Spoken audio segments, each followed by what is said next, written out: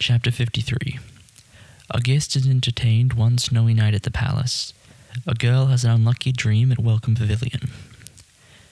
The front gate of the courtesan's quarter in Nanking was at Military Pacification Bridge.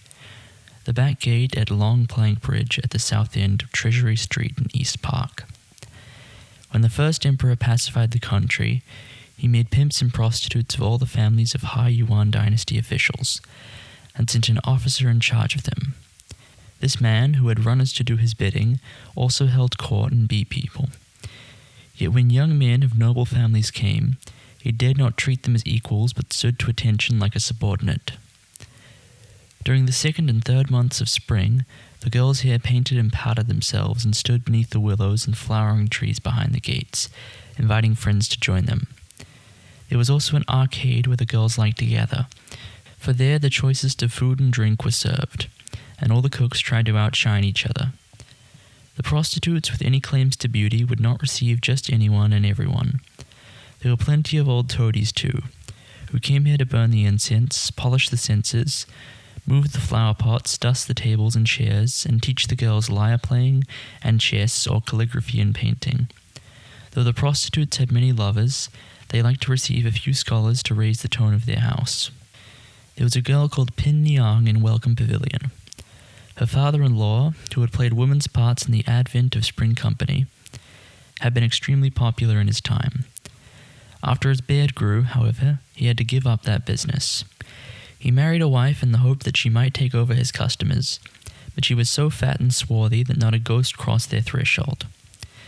At last there was nothing for it but to adopt a son and find a child bride for him. By the age of 16, this girl had become a beauty, and clients kept thronging their door. But although Pin Niang was a prostitute, she preferred officials to all other men. Her uncle, Chin Hisin Yu, the son of Chin Sufu, often brought 1 or 2 officials to her house. One day, Chin said to her, "A gentleman is coming tomorrow to see you. He's the cousin of the 9th Mr. Hisu of the Duke's Palace. His name is Chen, and since he's the 4th of his family, everyone calls him 4th Mr. Chen. We gave a performance yesterday in the palace, and this Mr. Chen told me he had heard a great deal about you and wanted to come to see you. Once you know him, you'll be able to meet Mr. Hisu. This is a fine thing for you." Pin Niang was overjoyed. Chin Hisu Yi drank his tea and left. The next day, Chin went back to see Mr. Chen.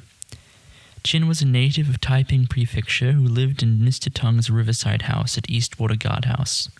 When Chin reached his door, he was shown in by 2 attendants in brand new clothes.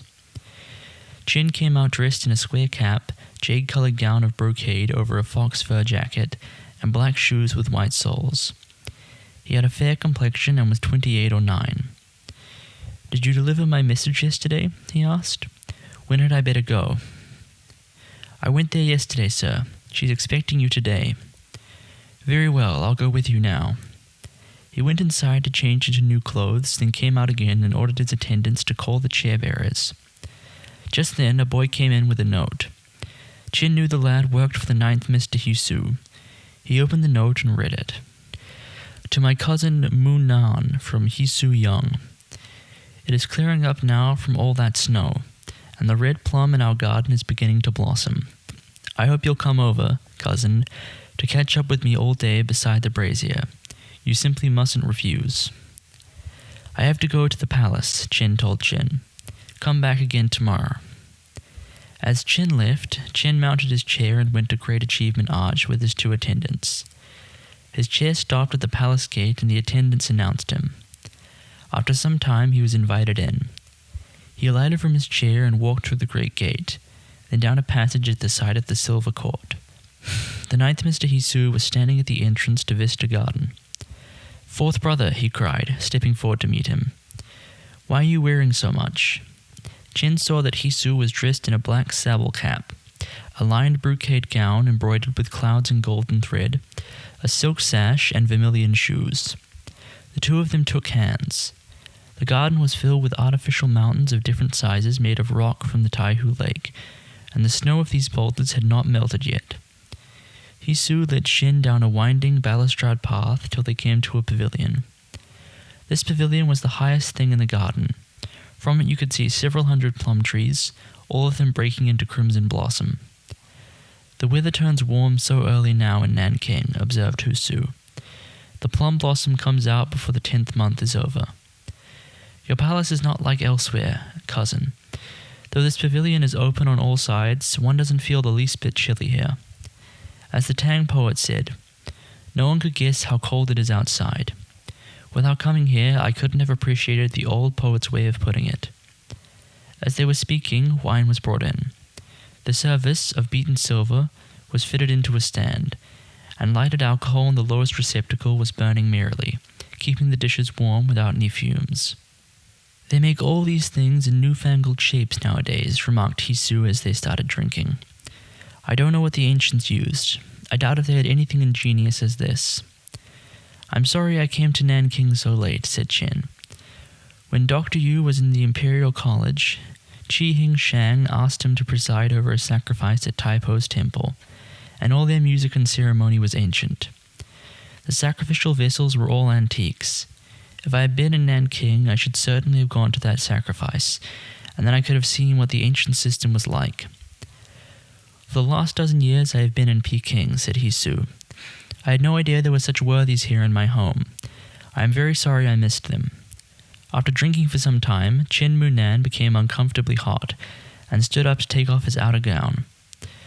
A steward hastily took it, folded it up, and put it on a stand.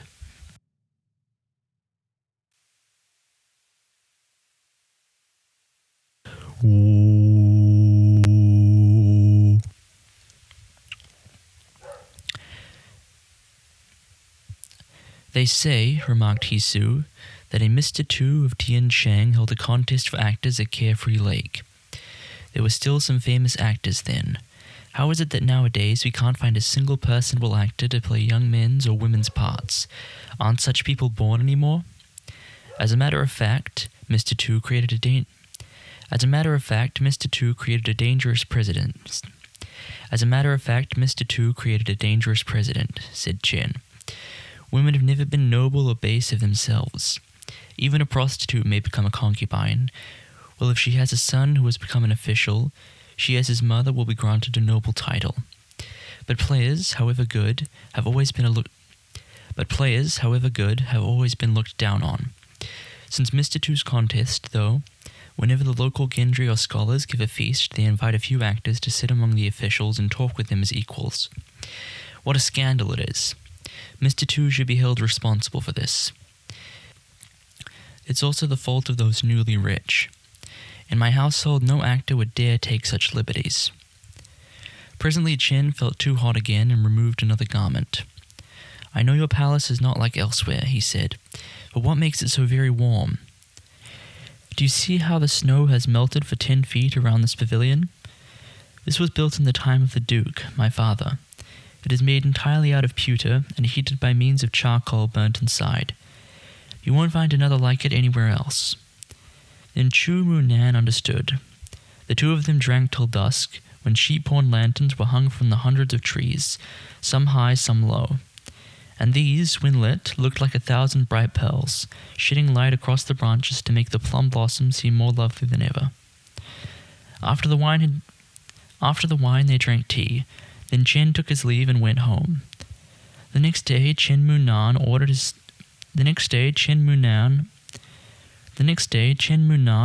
attendants to take a note to Mr. Hisu in the palace to borrow 200 taels. With this he brought lengths of brocade and had several costumes made, then set out with his attendants to take these to Pinliang as his gift on meeting. As they reached the entrance to Welcome Pavilion, a lapdog yapped once or twice, and the fat, swarthy procuress came out to meet them. When she saw how distinguished Chen looked, she hastily asked him in. There were 2 bedrooms in her house and a small dressing room upstairs, which was furnished in excellent taste with vases and incense stands. Pinliang was playing Chinese draughts. As Chen came in, she hastily cleared the board and greeted him. "I didn't know you would come, sir. Please excuse me," she said. "This is the 4th Mr. Chen of Taiping," exclaimed the board. "You were always reading his poems and saying you would like to meet him. He's just come from the palace." Here are 2 costumes, ma'am, said Chin, if you'll condescend to accept them. The idea! You are doing us too much honor. What is this gentleman's name? This is Mr. Su of Tai Lai of North. This is Mr. Su Tai Lai of Northgate Bridge, said Ping Niang. He's the best draughts player in Nanking and is teaching me. Delighted to meet you, said Chen. Is this the 4th Mr. Chen? Inquired Su. I hear you are a cousin of the 9th Mr. Husu and a true gentleman. Pin Niang is lucky to have such a visitor. You must be a good player too, sir, said Pin Niang. Won't you have a game with Mr. Su? I've been learning from him for 2 years, but never yet learned his skill. Yes, have a game with Mr. Su, urged the board, while I get you a meal. How can I trouble you to instruct me? Protested Chen. Never mind that, said Pin Niang. Mr. Su likes nothing better than playing draughts. She sorted out the black from the white and invited the men to be seated. Of course we will play as equals, said Mr. Su. You are a champion, sir, objected Chen. I am no match for you. You must allow me a few draughtsmen. Pin Niang, who was sitting beside him, needed no further prompting but set out 7 black pieces for Mr. Chen. Why so many? Expostulated Su. Do you want me to look a fool? I know you don't play for nothing, sir. Here is a stake, said Chen. He handed an ingot of silver to Pin Niang, who urged her teacher to start, and Su reluctantly forced himself to play. At first, Chen did not realize what was happening, but halfway through the game he found himself hemmed in on every side. When he tried to take the offensive, Su occupied all the corners, but when Chen stopped attacking, he found his own men were finished. In the end, though he had 2 pieces more than Su, he was worn out with the effort. You're a good player, Mr. Chen, said Su. You'll be just the opponent for Pin Niang. Mr. Su never lets himself be beaten, observed the girl, but today he's lost a game. Mr. Su was obviously being polite, said Chen. I am no match for him. Give me another 2 men, sir, and let's have another game. Because they were playing for a stake, and Chen was such a poor player, Su allowed him 9 pieces without any fear of offending him, and beat him by over 30. Inwardly fuming with rage, Chen insisted on playing on. Yet though Su allowed him as much as 13 pieces, the young man still could not win. You play too well, sir, said Chen. You must let me have a few more. There's nowhere to put any more, objected Su. Let's play a different way, suggested Pin Niang. To start with, we won't let you move, Mr. Su. I'll drop your first piece and let it lie where it falls. This is called letting heaven decide. What sort of game is that? Said Su with a smile. I never heard such a thing. But since Chen insisted on playing, Su had to let Pin Niang drop a white piece on the board and take up the game from there. In this game, 4 or 5 of Su's positions were taken by Chen, and Chen was secretly gloating when Su created a diversion which complicated matters. Chen was going to lose again. Just then, however, the black cat with white feet which Pin Niang was holding gave a sudden leap in the air and upset the board. The 2 men laughed and stood up, and at the same moment the board came in to announce their meal was ready. When the wine was brought in, Pin Niang raised high her sapphire blue sleeve and drank the first cup to Mr. Chen. She raised her cup next to toast Mr. Su. He would not let her drain it, however, but took it from her and put it on the table. The board came to and sat down beside them. When Chen had drained 1 cup, she drank to him. You have tasted good wine and food in the palace, sir, she said. How can you eat in a humble house like ours? What a chatterbox my mother is, cried Pin Niang. Do you suppose Mr. Chen doesn't eat well in his own home? Does he have to go to the palace to have a good meal? The girl is right, replied the board with a chuckle. Since I was wrong, I'll drink a cup as a forfeit. She poured herself a big cup of wine and drained it. The dishes and wine are the same, rejoined Chen with a smile. I've lived over 50 years in Nanking, continued the board, and every day I hear talk about the Duke's palace. But I've never set foot inside. It must be just like heaven. I hear tell they don't burn candles in the palace. What old woman's gossip is this? Scoffed Mr. Su. They don't burn candles because they burn oil lamps. Go on with you, Mr. Su, the board snapped her fingers at him. They don't burn candles because they burn oil lamps indeed. I tell you, they don't burn candles because all the ladies there have great big pearls hanging from their rafters to light the whole room up. Isn't that so, Mr. Chin?" "There are pearls in the palace," said Chin, "but I don't think they're used as candles. My cousin's wife is a very sweet-tempered lady. When I take Pin Yang to see her, it'll be quite easy for you to dress up as her maid and carry a bundle of clothes. Then you can look at her room." The board clasped her hands together. "Amitabha Buddha, if I see such a sight, I shan't have lived in vain. I burn incense and pray to Buddha every day, and now a noble star in the person of Mr. Chen has come to my house and promised to take me to heaven. If I have such luck as this, I shall become a human being in my next life. If I have such luck as this, I shall become a human being in my next life instead of an ass or a horse." "When the first emperor took Mother Wang and Father Qi to the palace," observed Mr. Su, "they thought it was like some old temple. When you go to the palace, ma'am, you may make the same mistake." They burst out laughing at that. After 2 more cups of wine, the board was tipsy. "Those palace ladies must all be lovely as pictures," she said with a leer. "If you take Pin Yang there, sir, how can she compare with them?" Pin Yang gave her a cold look. It's not being nobly born that makes you pretty," she said. "Do you mean to say all the daughters of officials and rich men are beautiful? I once went to offer incense at the Stone Kuan Yin Temple, where a dozen ladies from the palace had just got down from their chairs. They all had plump round faces. There was nothing special about them." "My mistake again," cried the board. "The girl is right. I'll drink another big cup as forfeit." After several more big cups, she was reeling right and left. She cleared the table and told the pimp to light Mr. Su's home, while she showed Mr. Chen his room. When Chen went downstairs and into Pin Yang's room, he was met by a waft of fragrance. There was a mirror stand on the rosewood table by the window, a painting by Chen Melkong on the wall, and a jade Kuan Yin on the side table, which was flanked by 8-pointed Nanmu chairs.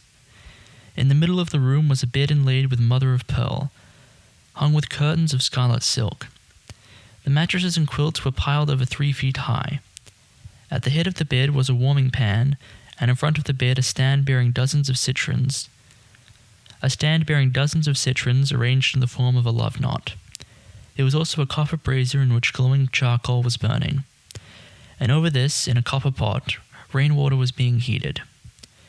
With her slender hands, Pin Yang took the finest tea from a pewter canister.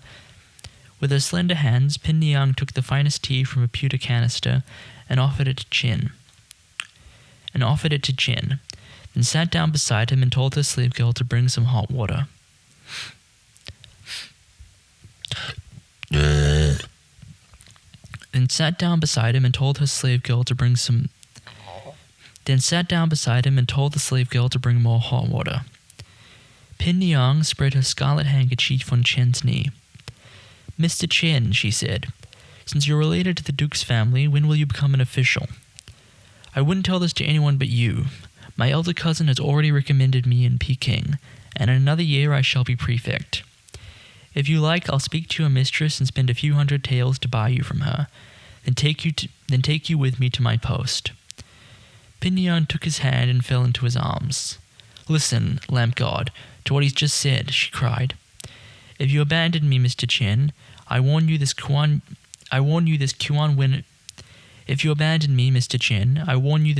Yin of mine is very powerful. I've only to turn her face to the wall, and whenever you sleep with another girl, your head will start to ache. As soon as you get up, your headache will stop. I come from a respectable family, and I'm not just anxious to be an official's wife, but I've fallen in love with you. You mustn't let me down." The slave girl pushed open the door to bring in the water. Pin Yang sprang up and opened a drawer from which she took a packet of powdered sandalwood and The slave girl pushed open the door to bring in the water. Pin Yang sprang up and opened a drawer from which she took a packet of powdered sandalwood and poured it into the basin. Then she added water, asked Chen to be seated, and washed his feet for him. At this point, in came another slave with a lantern, followed by 4 or 5 other prostitutes, all wearing sable earmuffs and ermine of squirrel furs. all wearing sable earmuffs and ermine or squirrel furs. They sat down giggling on the Nanmu seats. "You're a distinguished visitor today, Pin Niang," they said. We must have a party in your house tomorrow, and you must pay for us all." "Of course I will," said Pin Niang. After joking for some time, the other girls left. Pin Niang undressed herself, and when Chin saw how plump and soft she was, he went into ecstasies. Later Pin Niang fell asleep to be wakened suddenly by the sputtering of the lampwick. She turned to look at Chin, who was sleeping soundly, as the third watch sounded outside. Having tucked the quilt around Mr. Chin, she snuggled up to him to sleep again. She had slept for some time when she heard a gonging outside. "It is after midnight," she thought. "What are gongs doing at this hour outside our door?" The gongs came closer and closer, and someone outside announced, "Your ladyship, will you please proceed to your post?" Throwing an embroidered jacket over her shoulders with her slippers only half on, Pin Niang hurried out. 4 maids who were waiting knelt down upon both knees. "The fourth Mr. Chin has gone to his post as prefect of Hangzhou," they said. "He sent us to escort your ladyship there to share his wealth and splendor." Pin Niang hastened back to her room to comb her hair and put on her outer garments. The maids handed her a chaplet and official robes to put on too. A large sedan chair was waiting outside the hall, and into this she stepped. Once carried out of the gate, she saw a whole procession of gongs, flags, umbrellas, musicians, and attendants. "Carry her first to the palace," she heard someone say. They were proceeding in style when a sallow-faced abbess with a shaven head stepped forward and dragged Pin Niang out of the chair. "This is my disciple," the abbess cursed her attendants. "Where are you taking her?" "I am the wife of the prefect Hangzhou," protested Pin Niang. "How dare you pull me about, you bald-headed nun?" She was going to enter the attendants to seize the abbess when she saw they had disappeared. In her dismay, she gave a cry and bumped into Chen Mu Nan, then woke to discover it had all been a dream. In her dismay, she gave a cry and bumped into Chen Mu Nan, then woke to discover that it had all been a dream. But to know what happened after, you must read the chapter which follows.